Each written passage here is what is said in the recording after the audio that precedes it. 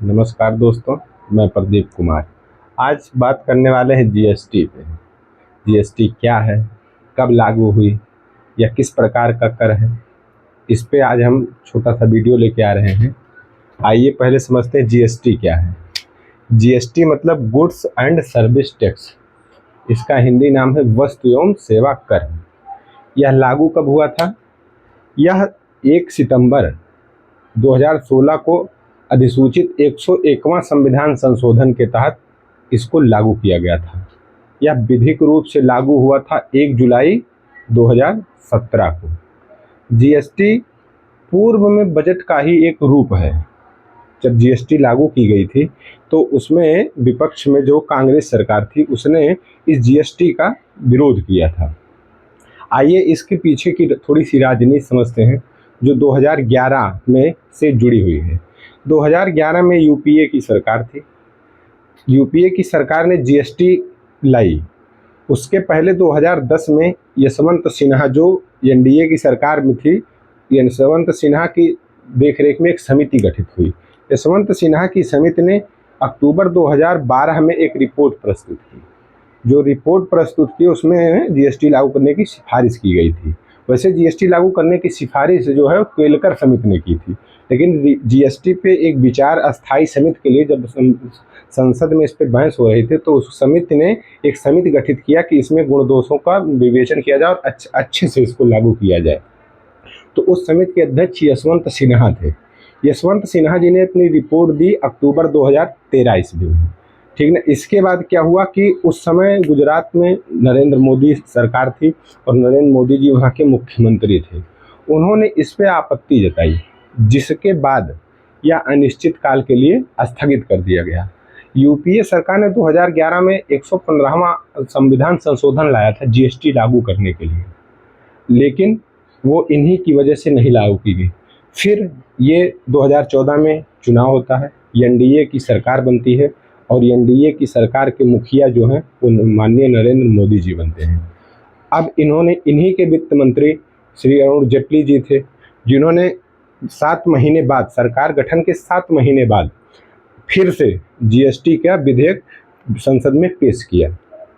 इसके बाद जीएसटी लागू करने की घोषणा की गई। ठीक है। जीएसटी क्या है? जीएसटी एक अप्रत्यक्ष कर है। जीएसटी अप्रत्यक्ष कर है। इसको ये कितने प्रकार का होता है? ये 4 प्रकार का होता है। 4 प्रकार में है आप एसजीएसटी, एसजीएसटी, सीजीएसटी, आईजीएसटी और यूजीएसटी। एसजीएसटी मतलब राज्य जीएसटी, जीएसटी, जीएसटी। ठीक।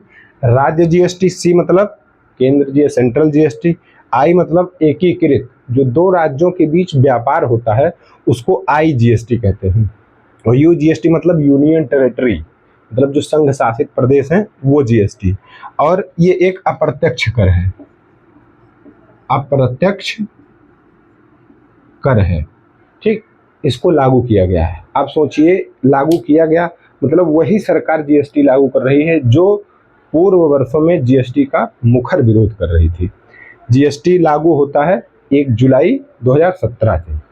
आइए इसके बाद हम थोड़ा सा बात कर लेते हैं ये कितने स्लैब है। इसके 4 स्लैब हैं, 5%, 12%, 18%, 28%। ये 4 स्लैब हैं, लेकिन जो इसमें मुख्य है वो 18% है। वित्त मंत्रालय के अनुसार जितनी कुल जीएसटी का हम जमा करते हैं या सरकार के खाते में कुल जीएसटी जाती है उसका लगभग 80% 18% स्लैब से आता है।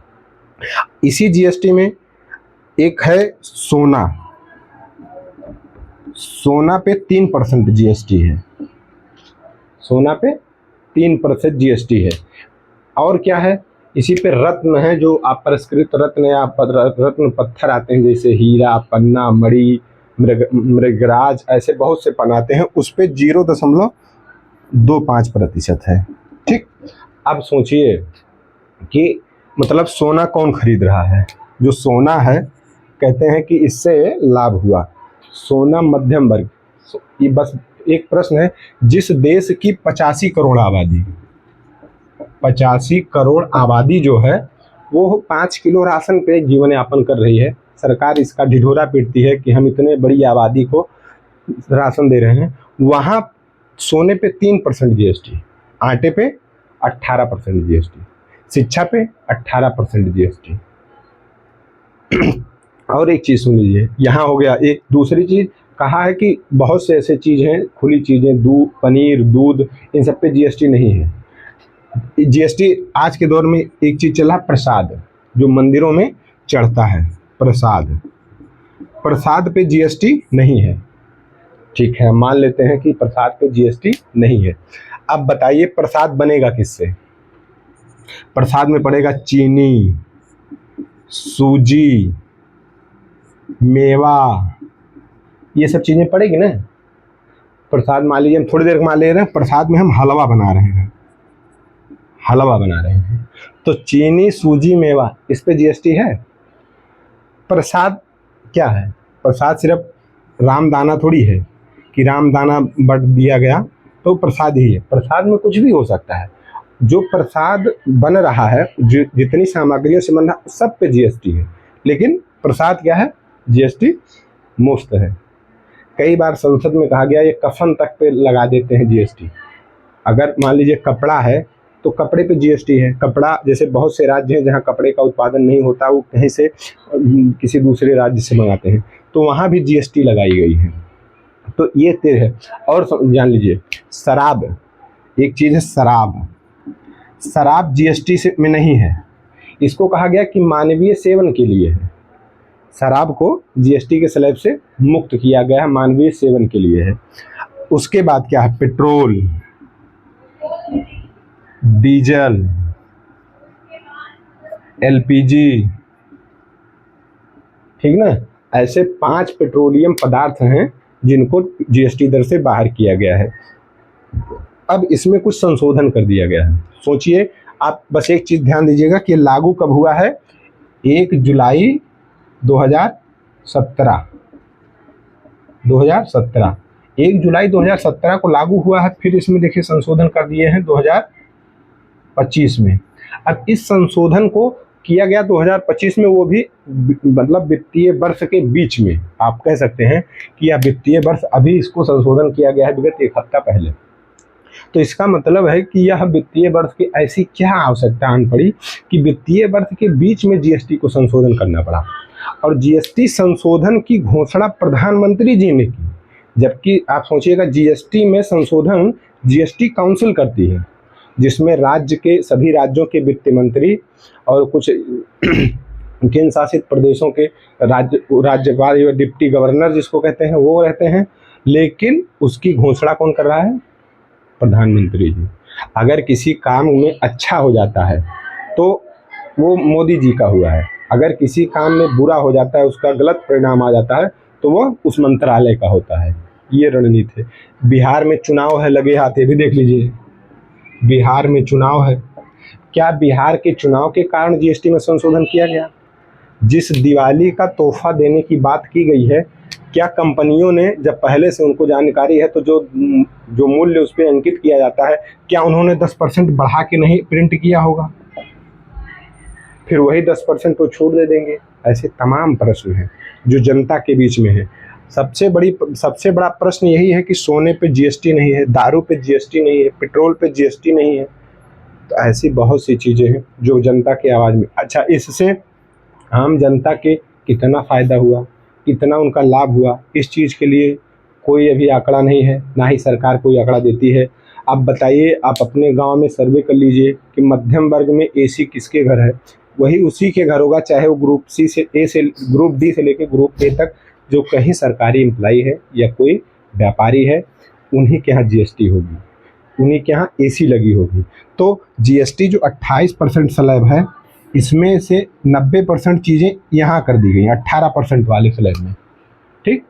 और इस स्लैब को हटा दिया गया, 28% स्लैब को हटा दिया गया, एक नया स्लैब लाया गया है 40%।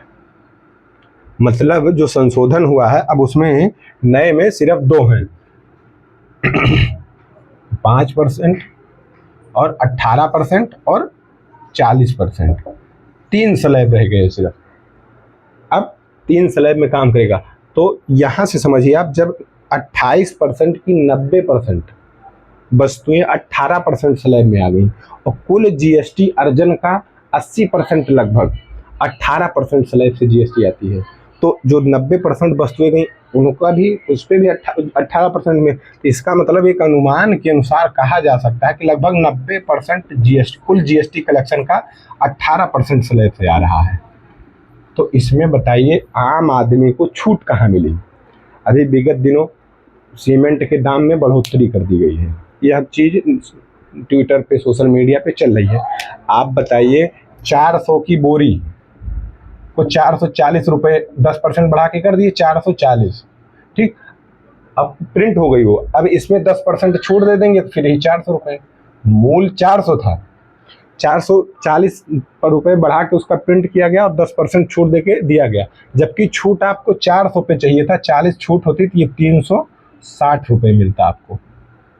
लेकिन आम आदमी को कैसे देखिए घुमाया जा रहा है, कैसे आम आदमी से धन उगाही की जा रही है। वही ऐतिहासिक फैसले लिए हमारे मुख्यमंत्री जी ने, चाहे वो नोटबंदी का हो, चाहे जीएसटी का हो, चाहे 3 कृषि कानूनों का हो, सब में भी कुछ दिनों बाद ये अपने आप बैक फुट पे आ जाते हैं। वही जब केंद्र सरकार कह रही थी कि ये पुराने बजट का रीब्रांडिंग की जा रही है, तो सरकार कह रही थी कि नहीं हम कुछ नया करना चाहते हैं, लेकिन नया क्या है आपके सामने है। अपनी ही लगाई हुई जीएसटी ये 10 साल नहीं चला पाए और इसमें संशोधन करना पड़ा, 2 स्लैब आना पड़ा। लेकिन जीएसटी से कितना धनार्जन हुआ है इसकी कोई आंकड़ा, सरकारी आंकड़ा नहीं है। पेट्रोल डीजल जीएसटी से बाहर है, जो सबसे ज़्यादा दैनिक जीवन में उपयोग होती है, लेकिन उसको जीएसटी में ना लाके जीएसटी मुक्त शराब मानव उपयोग के लिए। क्या आटा अगर मानव उपयोग में आता है, पेट्रोल नहीं आता है, डीजल नहीं आता है, सब कुछ आता है। लेकिन सरकार सिर्फ जीएसटी के नाम पे पैसा वसूल रही है। चुनाव के माध्यम से, अब चुनाव है बिहार में, इसलिए भी हो सकता है कि जीएसटी कम कर दिया जाए, नहीं किसी बीच वित्तीय वर्ष में जीएसटी संशोधन करना राज्य के लिए या केंद्र के लिए हानिकारक भी हो सकता है, लाभदायक भी हो सकता है। आज के लिए इतना ही, नमस्कार। अपना कमेंट के माध्यम से अपने विचार, अपने सुझाव हमें दीजिए। आपका कमेंट हमारे लिए मार्गदर्शक का काम करेगा। नमस्कार।